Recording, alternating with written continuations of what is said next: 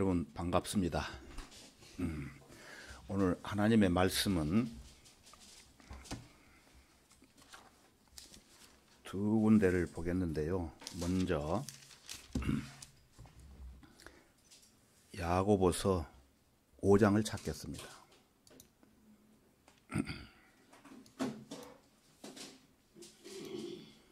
야고보서 5장입니다.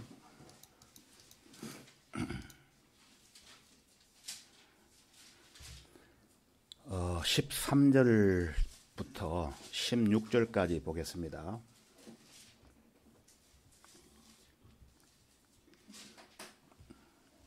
야고보서 5장 13절부터 16절까지 보겠습니다. 13절 너희 가운데 고난받는 자가 있느냐? 그는 기도할 것이요. 즐거워하는 자가 있느냐? 그는 시로 노래할지니라. 너희 중에 병든 자가 있느냐? 그는 교회의 장로들을 청할 것이요. 장로들은 주의 이름으로 그에게 기름을 붓고 그를 위하여 기도할지니라. 믿음의 기도는 병든 자를 구원하리니 주께서 그를 일으키시리라. 그가 죄들을 범했어도 그것들을 용서해 주시리라. 그러므로 너희는 서로 잘못들을 자백하고 치유를 위하여 서로 기도하라. 의인의 효과적이고 열렬한 기도는 역사하는 힘이 많으니라. 여기를 표해 놓으시고 다시 또 옵니다. 한 구절을 더 찾아보겠습니다. 사무엘상 구약성경 사무엘상 12장 23절입니다.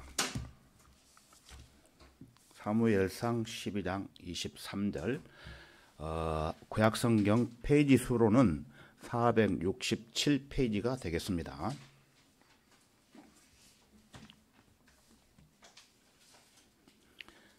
사무엘상 12장 23절입니다.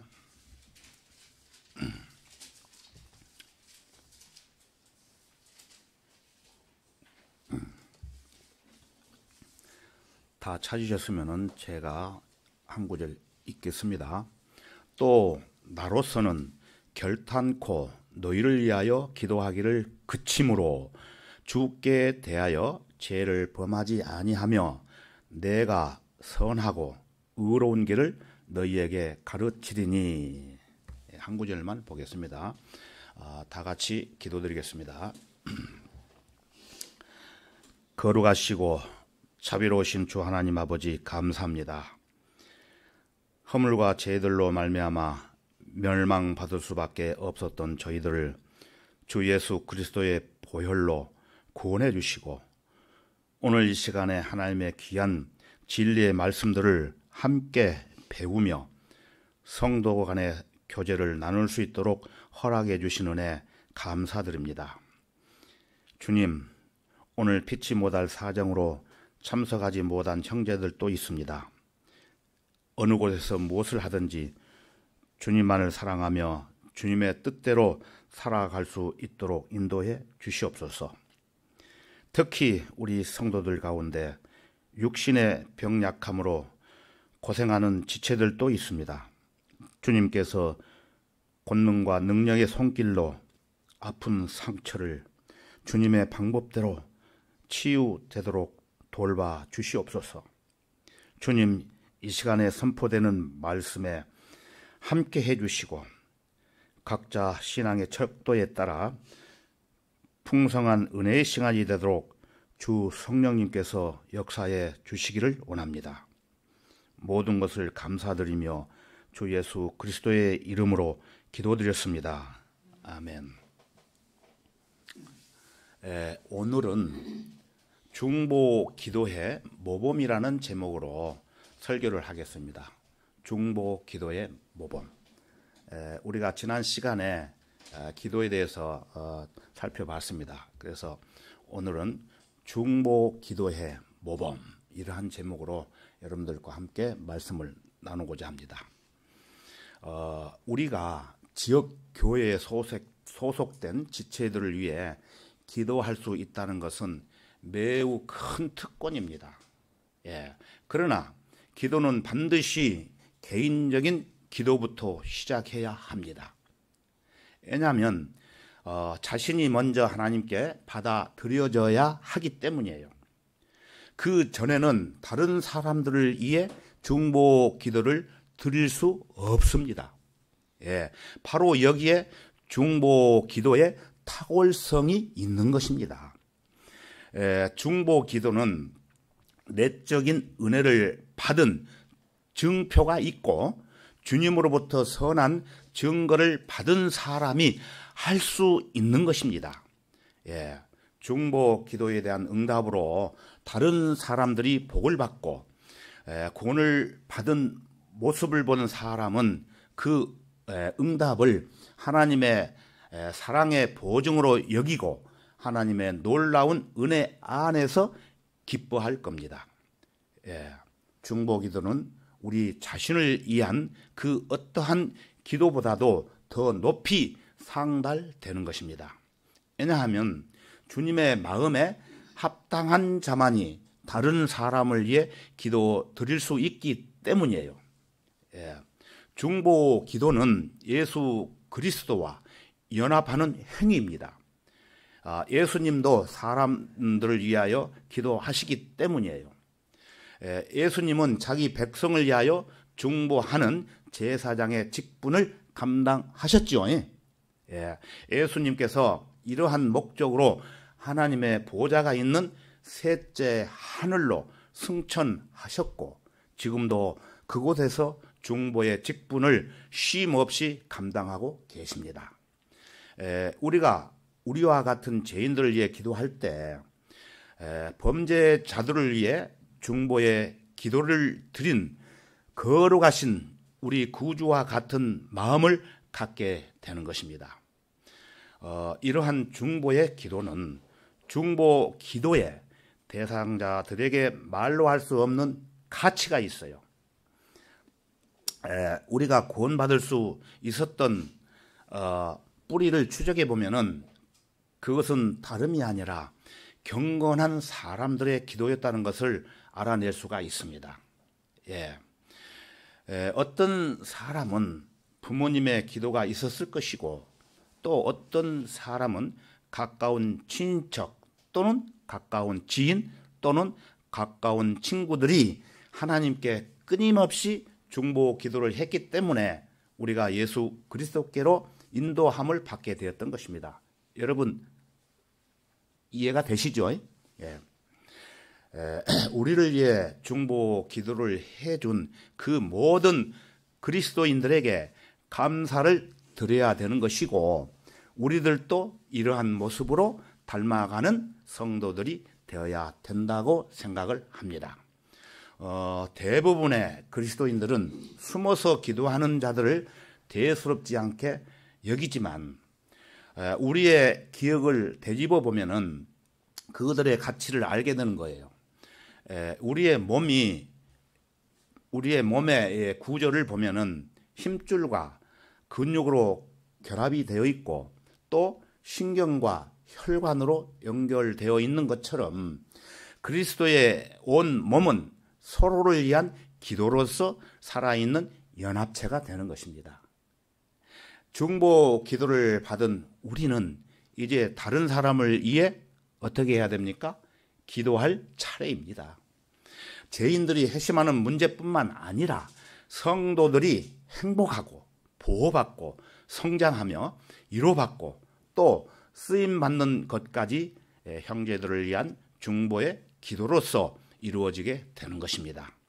자, 사무엘의 중보 기도의 모범 첫 번째, 사무엘의 중보 기도의 습관에 대해서 생각을 한번 해보겠습니다. 오늘 본문 말씀 23절을 다시 한번 보겠습니다. 사무엘상 12장 23절입니다. 또 나로서는 결단코 너희를 위하여 기도하기를 그침으로 주께 대하여 죄를 범하지 아니하며 내가 선하고 의로운 길을 너희에게 가르치리니. 사무엘은 확실한 중보 기도의 사람이었다는 것을 우리는 본문에서 확실히 알 수 있다는 것입니다. 그것은 또 나로서는 결탄코 너희를 위하여 기도하기를 그침으로 주께 대하여 죄를 범하지 아니한다고 했기 때문이에요. 신약 성경에서는 쉬지 말고 기도하라는 명령이 있습니다. 사도 바울은 데살로니가전서 5장 17절에서 이렇게 쉬지 말고 기도하라는 명령을 했어요. 그 뜻은 쉬지 말고 기도하라는 그 뜻은 기도 응답을 받을 때까지 계속 기도하라는 것입니다. 사무엘은 기도를 쉬는 것을 생각조차 할 수 없는 죄로 여겼던 거예요. 죄라는 표현은 사람이 상상할 수 있는 가장 강력한 표현이기도 합니다. 또한 이러한 표현은 중보 기도를 하는 선지자의 습관이 몸에 배어 있었고 오랫동안 지속이 되었고 요지부동이며 영구적이고 자신의 일부분이라는 사실을 보여주고 있는 것입니다. 여러분이 사무엘의 생애를 살펴본다면 그의 주장이 얼마나 진실한 것인지를 알게 될 거예요. 그래서 사무엘은 어떻게 태어났습니까? 기도로 태어난 사람입니다. 애통하며 기도하던 한나 여러분 아시죠? 한나는 하나님으로부터 기도의 응답으로 사무엘을 받고 기뻐서 이 아이를 위하여 내가 기도하였노라고 크게 외쳤던 것입니다. 기도로서 사무엘을 얻었죠. 그의 이름은 기도 때문에 지어졌어요. 사무엘이라는 이름은 하나님께 기도하였다는 뜻이기 때문이에요. 뜻이 하나님께 기도하였다는 뜻이 사무엘이라는 것입니다. 사무엘은 그의 이름대로 살았으며 그 이름에 나타난 애언이 그대로 실현되었습니다. 성경 역사를 보면은 여러분이 아실 겁니다. 즉 기도로 말미암아 출생한 사무엘은 하나님께 계속 기도를 하였고 이로써 하나님의 지식, 지혜와 공의 그리고 다스리는 능력을 받았던 것입니다. 그는 처음부터 기도하는 어머니에 의해서 양육이 되었고 또 어머니와 떨어진 이후 평생 동안 기도의 집에서 살았어요. 사무엘은 어린 시절에 하나님의 임재를 경험하는 은혜를 받았는데 그때 기도하는 모습으로 무릎을 꿇고 깨어서 기도 드리는 자세를 보여주었습니다.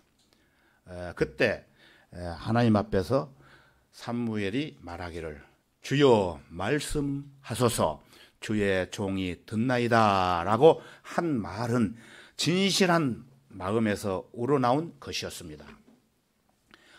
사무엘은 기도로 태어났고 기도로 이름 지어졌으며 기도로 양육되었고 기도로 거주하였으며 또 기도로 훈련받았습니다. 그는 한 번도 기도의 길에서 벗어난 적이 없습니다. 그러므로 어려서부터 기도를 배우는 것은 아주 좋습니다. 그렇게 성장하면은 기도에 익숙하게 될 것입니다. 어려서부터 드린 기도는 능력 있는 기도가 되는 것입니다. 부모는 자식이 어릴 때부터 말씀으로 훈육하고 가르쳐서 가식 없는 믿음으로 성장할 수 있도록 토대를 마련해 주어야 합니다. 그리고 여러분은 여러분 자녀들이 있죠. 손주들도 있고 여러분은 자녀들을 한두 번 가르치는 것으로 만족하지 마시고 사랑하는 마음으로 아이들을 위해 기도하십시오. 다른 사람을 위해 기도하는 일은 습관이 되어야 합니다. 기도의 습관이 있으면은 기도하고 싶은 마음이 들지 않더라도 기도를 쉬지 않을 것입니다. 부르짖는 것이 여러분의 습관이기 때문입니다. 자, 중보의 기도의 모범 두 번째.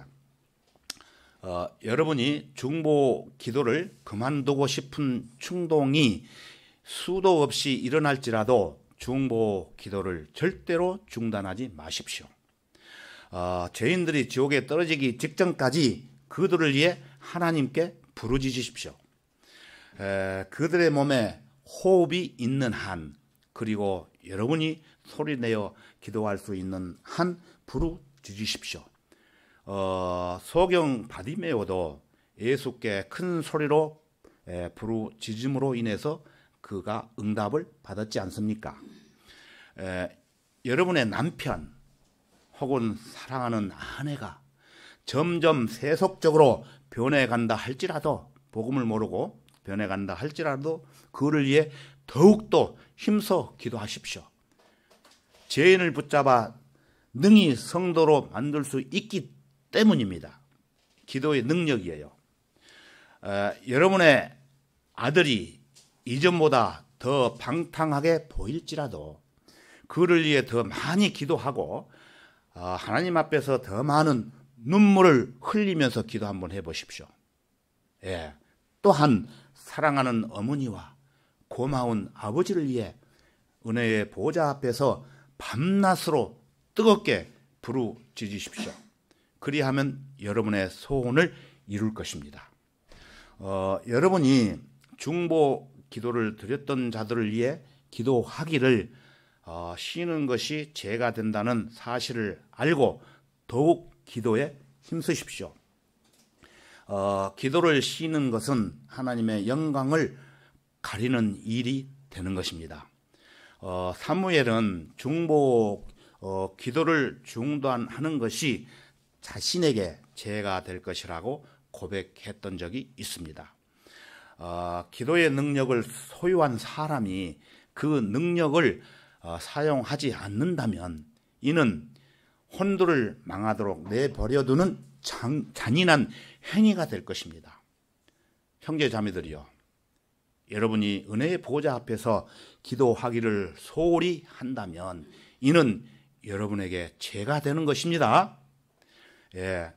우리의 이웃이 회개하기를 바란다면 우리는 그들에게 좋은 신앙 서적을 그들에게 전해주거나 그들에게 직접 영원한 세계에 대하여 말해 주어야 되겠죠? 우리 성도들 중에 이렇게 좋은 신앙 서적을 그들에게 전해주는 형제가 있죠. 이것을 본받아야 됩니다. 누군가 구원받기를 원한다면 할 수 있는 한 최선을 다해 그의 영적인 상태에 대하여, 구원의 길에 대하여, 그리고 쉼을 얻을 수 있는 방법에 대하여 그에게 말해 줘야 하는 겁니다. 사람들을 위해 간절히 기도하고 그들을 구원하려고 노력하는 사람은 모두 하나님의 뜻을 생각하며 이로써 시간, 방법, 그리고 모든 문제에 대하여 지혜를 얻는 것입니다. 여러분, 들에 돌아다니는 새 알죠?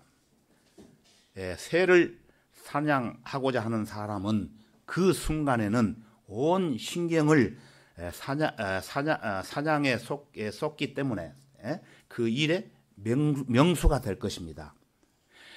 그는 조그만한 연습하여도 명수가 될 것이며 총이나 사냥개에 대하여 훤히 잘 알 것입니다. 또는 바다에서 물고기를 잡고자 하는 사람은 낚시하는데 온 정신을 빼앗기며 낚시점에 푹 빠지게 될 것입니다. 그는 얼마 후 낚싯대를 사용하는 방법을 알게 됨으로 인해 많은 물고기를 잡게 된다는 것입니다. 이와 같이 혼을 구원하고자 온 정성을 들이는 자는 어떤 방법으로 혼을 구원하는지 그 요령을 깨닫게 되며 주님께서 성공할 수 있도록 그를 도와주신다는 것입니다. 자, 중보의 기도 모범 세 번째, 너희는 서로 잘못 것들을 자백하고 치유를 위하여 서로 기도하라는 겁니다. 오늘 본문 말씀 야고보서 5장 13절로 가보겠습니다. 저번에 오셨죠?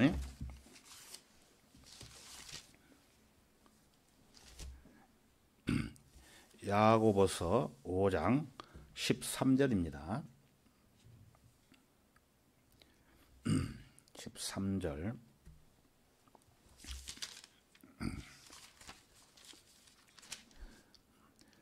어,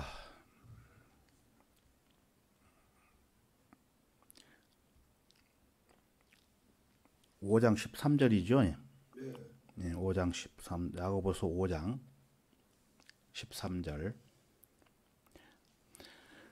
너희 가운데 고난받는 자가 있느냐? 그는 기도할 것이요. 즐거워하는 자가 있느냐? 그는 시로 노래할지니라. 예. 이 구절은 그야말로 간단한 질문에 간결한 응답입니다. 자, 여러분, 고난을 당하고 있습니까? 그렇다면 여러분의 할 일은 지극히 간단해요. 기도하면 돼요, 기도. 또 여러분은 행복하다고 생각하십니까?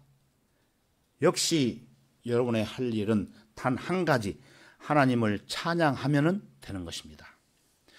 여기에 무슨 복잡한 사설을 늘어 놓으면서 이러쿵 저러쿵 여러 소리 할 필요가 없는 것입니다.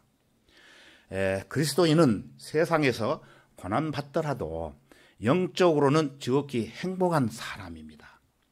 그래서 그리스도인이 할 일은 기도하고 찬양하는 일밖에 없습니다. 그리고 믿음의 기도는 병든 자를 구원하리니 치유를 위하여 서로 중보 기도를 하라고 명령하고 있습니다. 자, 15절을 다시 보겠습니다. 15절. 믿음의 기도는 병든 자를 구원하리니 주께서 그를 일으키시리라. 그가 죄들을 범했어도 그것들을 용서해 주시리라. 예. 이 구절의 말씀으로 미루어 죄들이 때에 따라서는 여러분의 병과 관련이 있을 수도 있다는데 주목할 필요가 있어요. 만약 여러분이 죄를 범했다면 그 결과가 병으로 나타날 수도 있다는 겁니다. 물론 모든 경우에 죄로 인하여 병을 앓게 되는 것은 아니지만, 예를 들면은 바울은 일평생 동안 병을 앓았던 사람이잖아요. 그러나 그렇다고 해서 바울의 병이 그의 죄로 말미암는 것이라고 말할 수는 없는 것입니다. 믿음의 기도는 병든 자를 구원하리니 주께서 그를 일으키시리라. 여기에서 말하는 믿음의 기도는, 자, 15절을 다시 보겠습니다. 14절, 15절 읽었죠? 15절 위에 14절을 다시 보겠습니다. 너희 중에 병든 자가 있느냐? 그는 교회 장로들을 청할 것이요. 장로들은 주의 이름으로 그에게 기름을 붓고 그를 위하여 기도할지니라. 예, 이처럼 믿음의 기도가 교회의 장로들이 와서 드리는 기도였고, 장로는 지금으로 말하면 누구를 얘기하고 있습니까? 교회 목사들을 말하는 것입니다. 예. 그래서 치유를 위해 권장되는 과정은 이렇습니다. 만약 여러분이 병이 들어 앓고 있다면 여러분이 다니는 교회 목사들을 집으로 초청하여 기도해 달라고 부탁을 하십시오. 그러면 그 영적 지도자들을 초청에 응하여 병자의 집에 찾아가 주의 이름으로 그에게 기름을 붓고, 영적 지도자들은 초청에 응해서 병자의 집에 찾아가 주의 이름으로 그에게 기름을 붓고 그를 위하여 기도할지니라는 말씀대로 행하게 되는 것입니다. 평소에 기도를 많이 하고 늘 하나님과 교제하며 주님과 동행하는 삶을 살고 있는 교회의 영적 지도자들이 함께 모여서 병자의 치유를 위해 하나님께 기도하면 그 기도에는 능력이 따르게 되어 있습니다. 예. 마가복음 5장 34절에는 내 믿음이 너를 낫게 하였도다, 이러한 말씀이 있어요. 그것은 그 내용을 보면은 12년 동안 유출병을 앓고 있는 한 여인이 있었어요. 그 여인이 자기 병을 낫기 위해서 온 재산을 모두 탕진해 가면서 낫으려고 했지만 낫지를 못했어요. 예. 그래서 예수 그리스도께서 병든 자를 고치신다는 말을 듣고는 자기 병을 치유받고자 주의 옷을 만졌더니 곧바로 낫게 되었는데, 이런 말씀이 있어요. 여기서 반드시 주목해야 할 것은 주의 옷이 아니라 만일 내가 그분의 옷만 만져도 낫게 되리라고 했던 여인의 믿음이었습니다. 그분의 능력이 그 여인에게만 나간 것은 주님께서 낫게 해 주실 것이라는 여인의 믿음 때문이었습니다. 다른 사람들은 이런 믿음이 없었죠. 예. 만약에 여러분이 몸이 아파 누워 있다면 이때 먼저 할 일은 본인 스스로가 기도하는 것입니다. 기도. 설사 병원 의사에게 치료를 의뢰할지라도 여러분은 늘 하나님께 기도를 간절히 해야 되는 것입니다. 역대기하 16장 12절과 13절을 보게 되면은 유다 왕 아사는 병이 들자 의사에게 치료를 맡긴 채 하나님께 기도하지 않는 바람에 어떻게 되었습니까? 그냥 죽고 생을 마감하게 되었던 것입니다. 왕은 아마도 발병쯤이야, 발에 병이 났던 거예요. 발병쯤이야 하나님께 기도할 필요가 없고 간단히 하니까 의사에게 맡기면 그만이라고 생각했던 모양이지만은 어떻게 됐습니까? 죽고 말았던 것입니다. 그러니까 여러분도 살고 싶으면 먼저 하나님께 치유를 구해야 돼요. 아무리 가벼운 병이라도 제일 먼저 하나님께 기도하는 것입니다. 저는 작년에 이러한 경험을 해봤습니다. 저희 집에 손주 6살 먹은 온우가 있고 4살 먹은 재호가 있었는데 이 온우가 감기가 걸려서 약을 먹이는 과정에서 잘못되어 가지고 하루 3번 나누어 먹을 약을 한꺼번에 먹여버렸어요. 그런 어린애를 데리고 할 수 없이 서울에 1박 2일 동안 공부하러 갔다가 공부를 마치는 시간까지는 힘들어 했지만은 별로 문제가 발생되지 않았어요. 그래서 공부를 무사히 마치고 김포공항에 도착하자마자 이 온우가 온몸이 아프다고 그냥 엉엉 울면서 살려달라고 그런 적이 있습니다. 그러니까 너무나도 엉엉 우니까 그 약국이 있어요. 바로 옆에가. 그 약국에 근무하는 약사가 와서 보더니 예 그러냐고 묻기에 감기약을 과다 복용함으로 인해 그런 것 같다고 그렇게 이야기를 했어요. 그러니까 그 약사가 하는 말이 비행기를 타고 가다가 어린 애한테 무슨 일이 벌어지면은 부모들이 책임질 거냐고, 어떻게 할 거냐고, 자기가 봐서는 위급하다. 그러니 가지 말고 빨리 응급실로 데리고 가라고 이렇게 얘기를 하더라고요. 예.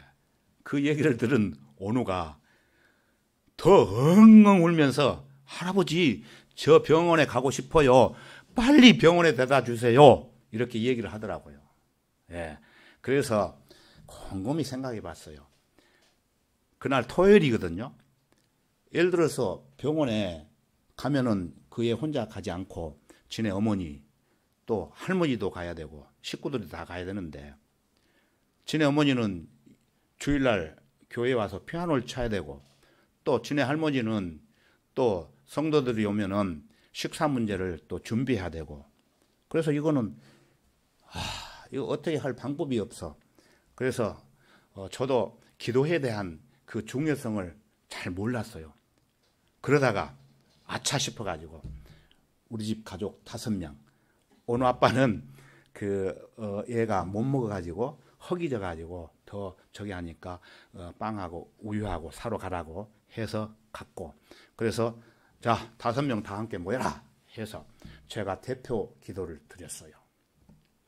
그런 후 약 20분쯤 지나서 온우가 하는 말이, 할아버지 이 한쪽 다리는 안 아파요.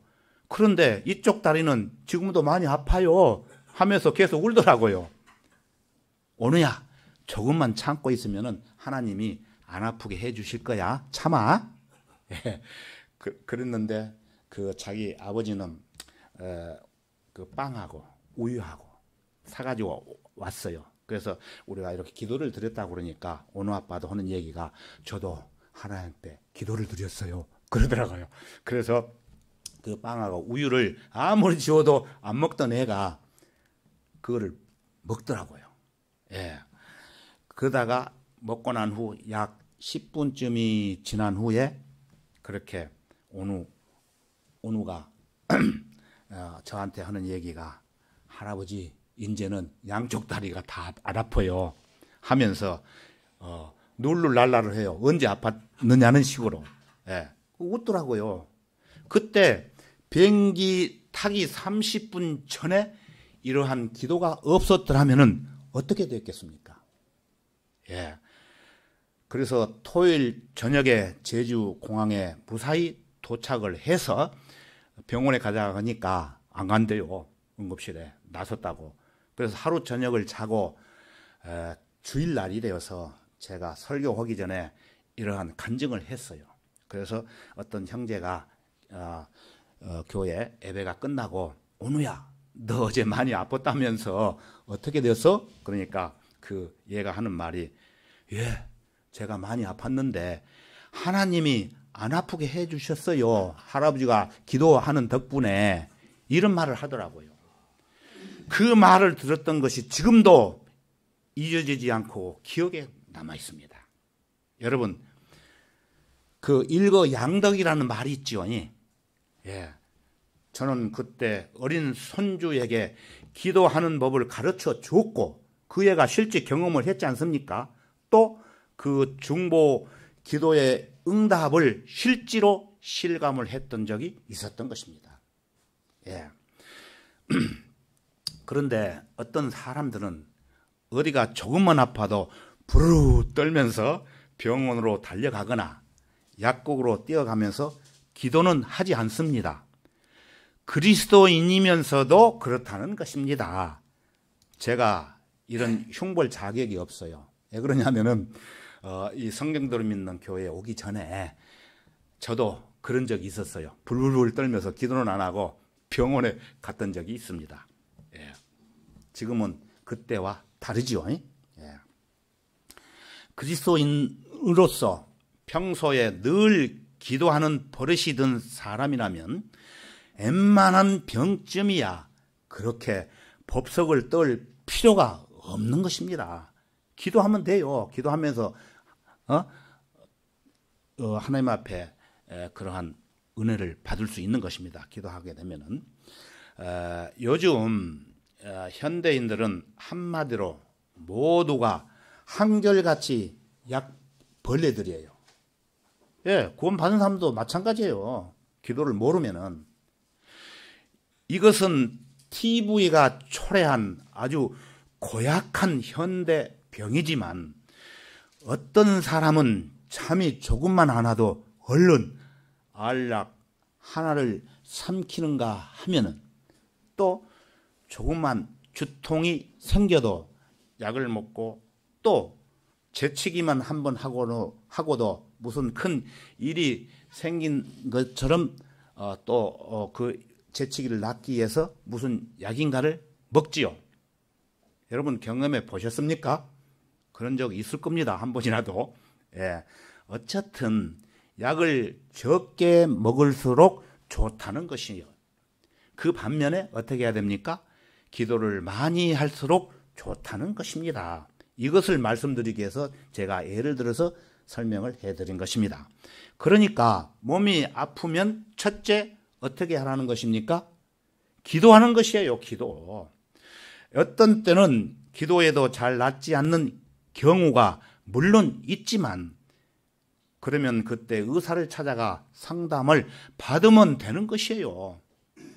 그런데 신유라는 허무맹랑한 거짓말을 퍼뜨리는 자들은 병자가 의사를 찾아가는 것을 배관시하지만 의사는 예수 그리스도께서도 그 필요성을 인정하셨다는 것을 여러분 잊지 마십시오. 그 마태복음 9장 12절에 가서 보면은 건강한 사람에게는 의사가 필요 없지만 병든 사람에게는 필요하다고 예수님께서 직접 말씀을 하셨습니다. 일평생 동안 병을 지니고 있던 바울 역시 그 곁에는 누가 있었습니까? 예? 항상 의사 누가가 늘 붙어 있어야 했던 것이 바로 이 때문이었습니다. 예. 바울이 숨을 거둘 때 그의 곁에는 의학 박사 누가 혼자 임종을 지키고 있었던 것입니다. 대만은 세상을 따라 도망가 버렸죠. 예. 의사 누가 끝까지 임종을 지켜봤던 것입니다. 병에 따라 의사도 못 고치는 수가 얼마든지 있지만 그렇다고 해서 하나님께 기도하기를 멈추지는 말하는 것입니다. 예. 그리고 교회에 연락해서 목사를 비롯한 아까 살펴봤죠. 영적 지도자들을 청해서 중보 기도를 요청하시면 되는 것입니다. 치유를 위해 열렬히 기도하라고 성경이 명하고 있음을 여러분 가볍게 생각하지 마십시오. 이것이 여러분이 취할 일의 순서인 것입니다. 자, 결론을 맺겠습니다. 믿음의 기도는 병든 자를 구원하리니 주께서 그를 일으키시리라. 읽어보셨죠? 주님께서 치료자시라는 것은 의심할 여지가 없습니다. 그래서 믿음의 기도는 절대로 필요하고 믿음의 사람들이 모여 한 마음으로 드리는 중보 기도를 주님께서는 들으신다는 것입니다. 잊지 마십시오.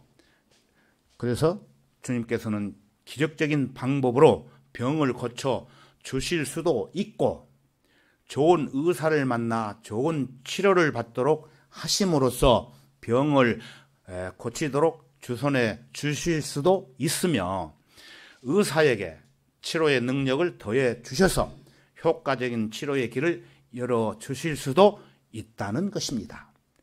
예. 그러나 어떤 경우는 중요한 것은 믿음의 기도뿐입니다. 수십 년 전에 미국 켄터키주 프랑크포트에서 탄광 매몰 사건이 발생한 사실을 여러분 매스컴을 통해서 아시죠?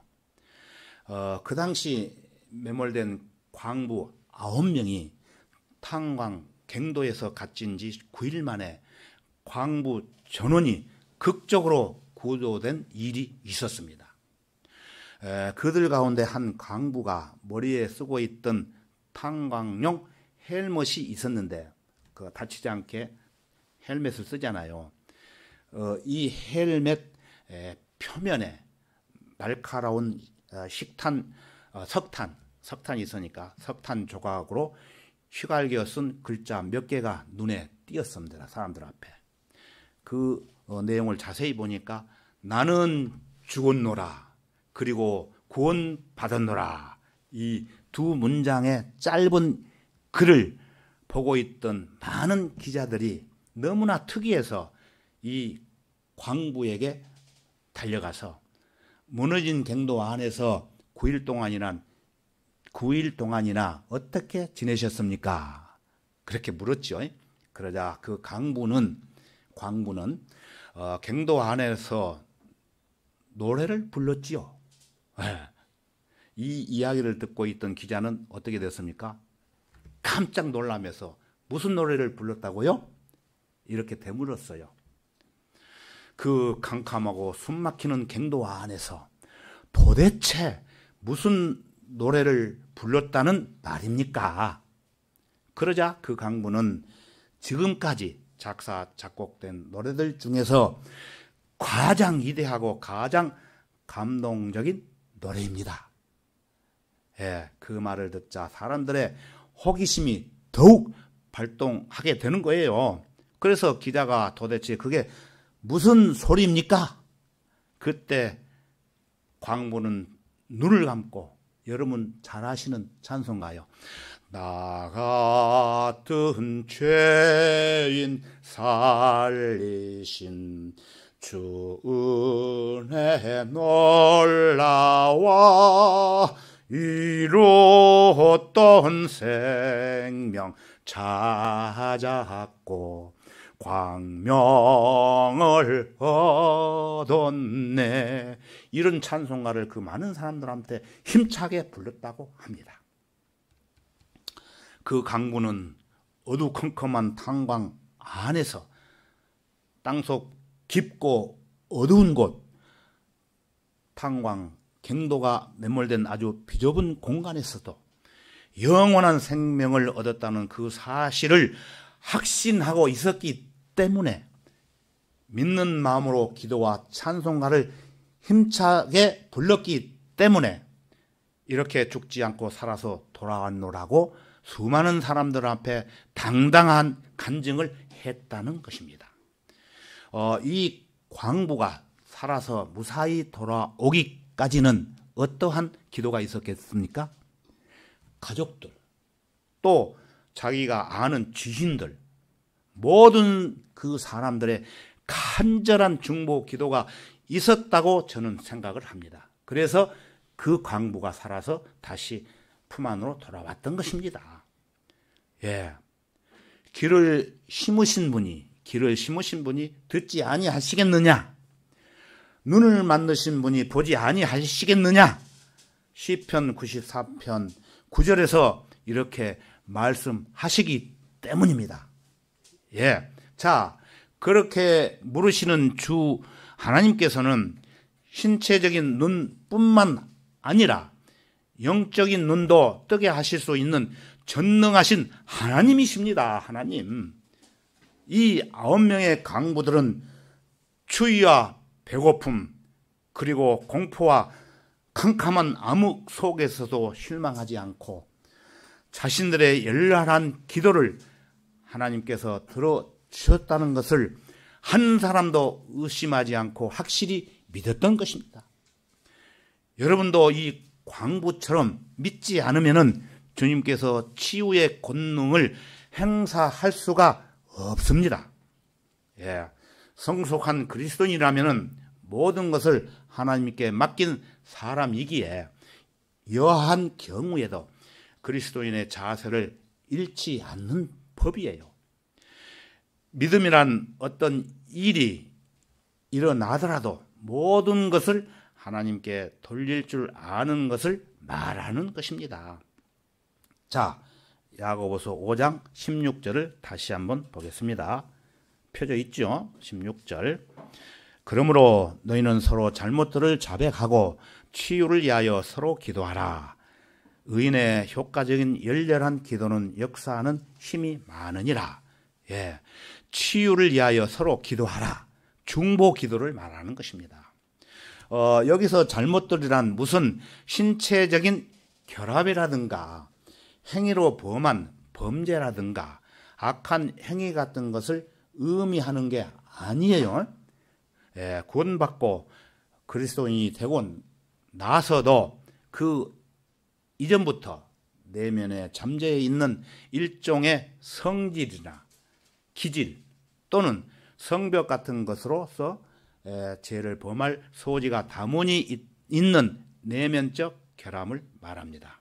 저는 저 잘못된 성질 때문에 하나님께 기도를 많이 해요. 그렇게 않는다고 기도를 하면서도 저도 모르게 못된 성질이 막 튀어나가지고 옆에 사람을 괴롭게 만든 적이 있어요. 그래서 저는 그때 제가 하도 그렇게 해도 안 되기 때문에 하나님, 저를 기도의 사람으로 다시 새로나게 태워주시고, 또 인내, 참으린 자 있지 않습니까? 인내를 내 머리판에 새겨주십시오. 또 그러한이 있더라도 감사하는 마음으로 주님께 매달릴 수 있도록 그런 사람이 되게끔 변화시켜 주십시오. 이렇게 기도를 한 적이 있습니다. 요즘 바로 얼마 전에 그렇게 기도를 했습니다. 이 내면적 결함이 행동으로 표출되어 죄를 범하거나 그리스도인으로서 바람직하지 않는 어떤 태도를 지니게 되지는 않을지라도 본인은 자신 속에 들어있는 어떤 성벽이 결코 좋은 게 아니라는 것을 알기 마련이에요.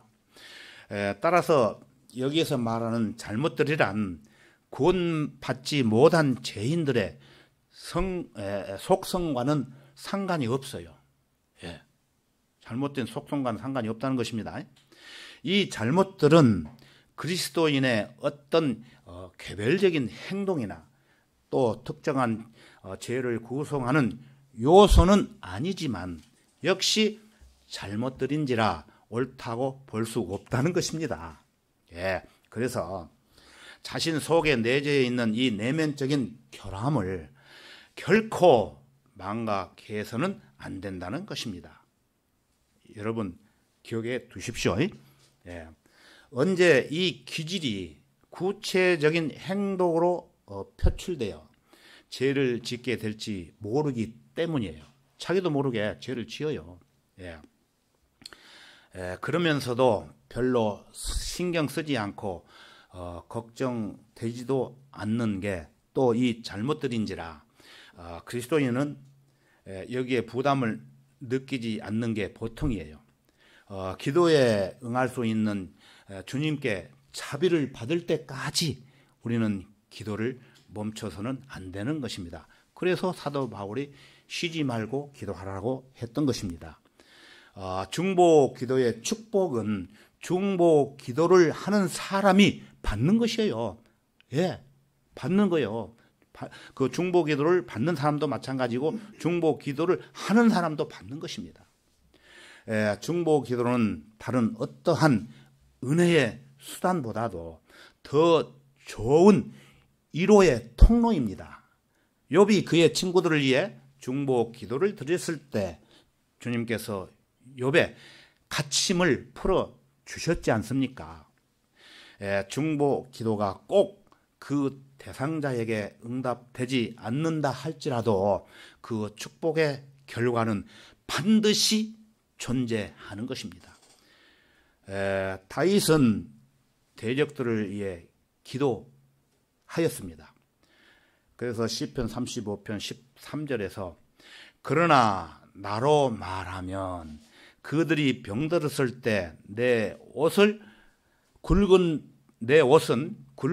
베옷이었고 내가 금식함으로 내 옷을 경비케 하였으나 내 기도가 내 가슴으로 돌아왔나이다 라고 말을 했던 것입니다. 다윗이 드린 중보의 기도는 노아가 보낸 비둘기와 같습니다. 노아가 물로 그 세상을 심판할 때에 땅이 마르는가 마르지 않았는가 보기 위해서 비둘기를 보내주었죠. 그래서 비둘기는 앉은 곳을 찾지 못하자 어떻게 되었습니까? 다시 노아에게로 돌아왔고 또다시 내보내자 감람나무 잎사귀를 꺾어 물고 돌아왔던 것은 다윗의 기도가 그의 심령의 편안함으로 돌아왔게 되었다는 것을 뜻하고 있습니다. 우리를 악하게 이용하고 핍박하는 자들을 위해 기도하는 것만큼 마음에 평안을 주는 것은 없습니다. 온설하게해서 미워하고 기도하지 않으면 안 된다는 거예요. 예. 다른 사람을 위해 기도하는 일은 하나님을 기쁘게 하는 일이요, 우리 자신에게 유익한 일이 되기도 합니다. 중보의 기도는 결코 헛되지 않고 신실한 하나님의 약속에 의한 축복을 보장을 받는 것입니다. 그러므로 이제 이 사실에 대하여 하나님께 감사를 드리며 더욱더 모든 사람을 향해 중보 기도하는 여러분이 되시기를 바랍니다. 다 같이 기도하겠습니다. 감사하신 주 하나님 아버지, 오늘 본문 말씀을 통해 중보 기도에 대해서 살펴봤습니다. 중보 기도는 예수 그리스도와 함께 연합하는 행위라는 것을 다시 한번 알게 되었습니다. 그렇기 때문에 우리 개인이 먼저 스스로 하나님께 기도를 드려서 주님으로부터 선한 증거를 받음으로 말미암아 다른 사람들을 위해 중보 기도를 드려야 된다는 것을 마음속에 다시 한번 새겨봅니다. 그러므로 이제 우리 모두가 기도하는 사람으로 변화를 받아 무엇보다도 주님의 뜻에 따라 합당하게 간구드리는 성도들이 되도록 인도해 주옵소서. 다음 주에는 구정을 맞이하게 되는데 그 연휴 기간 동안 각종 질병과 각종 사고로 인해 어려움을 당하지 않도록 저희들을 안전하게 지켜 보호해 주옵소서. 모든 것을 감사드리며 주 예수 그리스도의 이름으로 기도드렸습니다. 아멘. 예. 찬송가 386장을 부르시겠습니다.